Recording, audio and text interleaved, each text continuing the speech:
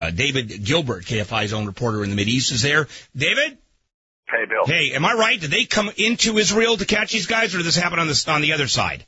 Yeah, they did. They came over the international border. They killed, as you said, at least 6 soldiers and kidnapped 2 others. They've been taken to a remote and secure location, according to Hezbollah sources. And in addition to the kidnapping, they also massively shelled the northern border with Israel, which sent literally hundreds, if not thousands, of Israelis into bomb shelters for several hours as these Katyushas were raining down on them. Ehud Olmert, the Israeli prime minister, calling it an act of war. Yeah. And let's talk about that for a moment, because those are pretty harsh words. Act of war. Now, Israel is always good about retaliating in the sense that they normally do. They don't screw around. But is there any more to his definition, this is an act of war, than a normal Israeli response? I mean, is this the harbinger of a literally considering this an act of war by Lebanon, therefore we are going to be at war with Lebanon? I was just at the Prime Minister's office talking with some of his people, and it would not be an overstatement to say that this is a terribly serious crisis, Bill. You'll remember, of course, that Israel pulled out of Lebanon back in 2000 to the international border and has continued to suffer from Hezbollah Katyusha attacks over the last 6 years. Israel has had it up to here with whether it be the Katyusha rockets coming in the north or whether it be the Qassam rockets fired by Hamas in the south, and they feel like they're getting it at both ends and that they have to do something to stem this tide of violence against them.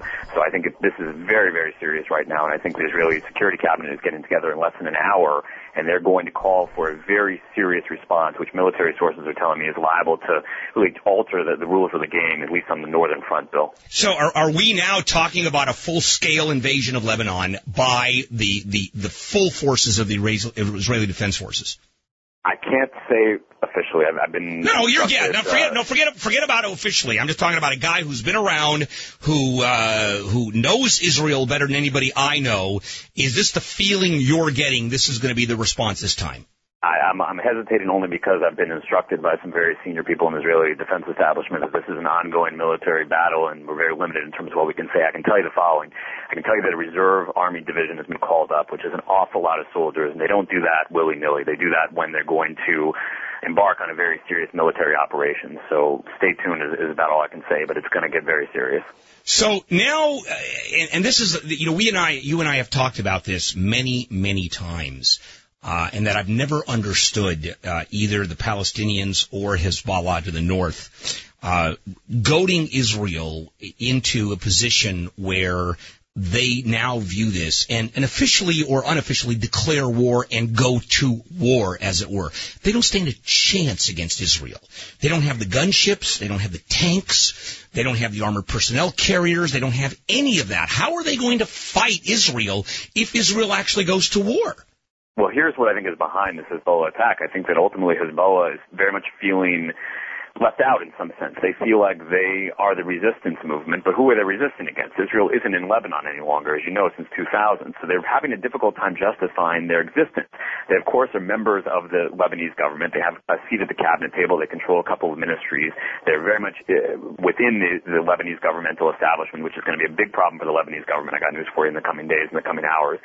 But the reality is Hezbollah they have these UN resolutions against Hezbollah that they have to disarm, that the occupation's over, so you got to go and go into a real business instead of in the business of terrorism. And Hezbollah likes to create crises like this. Even though you're right, they're going to lose, and they're going to lose a lot of their people, they want to manufacture a crisis to prove their relevance. And I think that they're going to be successful in that respect. These Lebanese people are going to flock to them and say, you were right all along. The Israelis just want to attack us, and they just want to bomb our cities, and they want to reoccupy our country, and you're here to defend us. Thank God you're here. Yeah, and so you don't get any impression that the Lebanese citizens are all upset at Hezbollah crossing the border and starting some kind of starting a confrontation with Israel. I mean, that's what we do, and that's too bad, and Israel shouldn't react. I don't get what the non-Hezbollah people in Lebanon are thinking. Look, the leader of Hezbollah, Nasrallah, is spinning it the following way. He's saying there are all these Lebanese prisoners and Palestinian prisoners and all these prisoners that the Israelis hold, and it's a big issue for Arabs around the world that their holy people are sort of in prison for doing these terrorist acts and the like.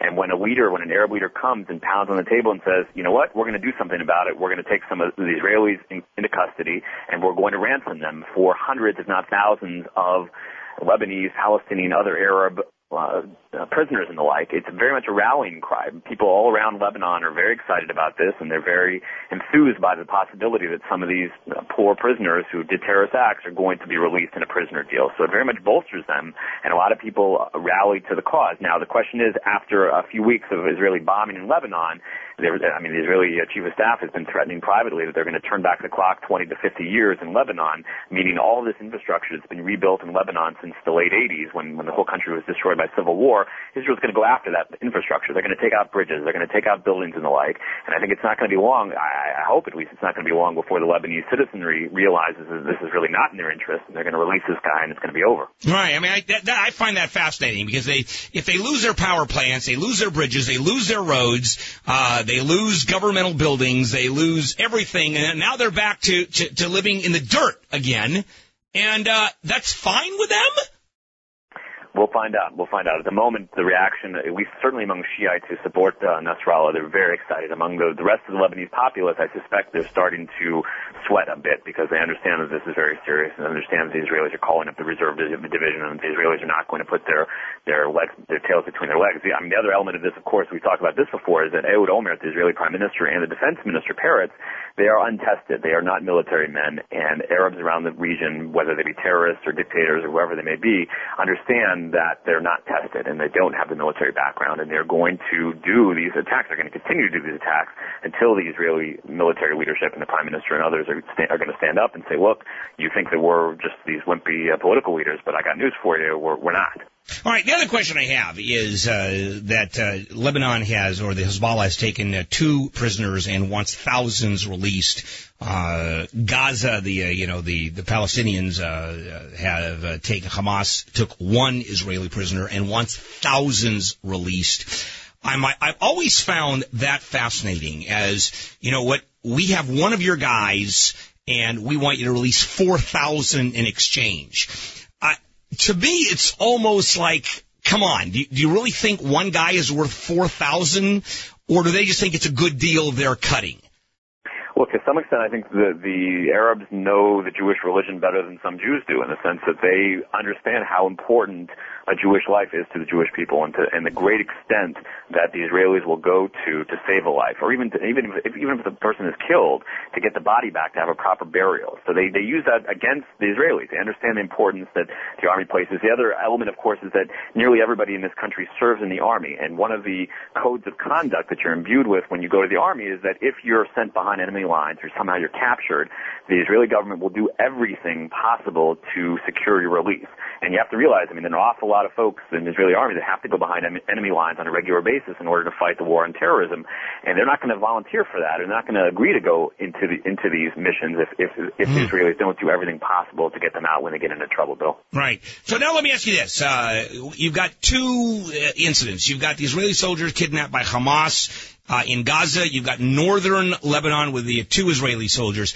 Are they connecting the 2? Is Israel going to be viewing this as one military operation, or keeping them separate, dealing with 2 separate groups, 2 separate incidences? One may be dramatic, one may not be. They're obviously connected. Certainly Hezbollah and Hamas are good friends. They understand that they have the same ultimate goal in terms of eradicating the Jewish state in the Middle East. The Israelis are going to find it difficult to fight a multiple front war. You're fighting 2 small wars at the same time, which Israel has a very small standing army, and when they have to go into multiple fronts, that's why you're seeing a reserve division being called up.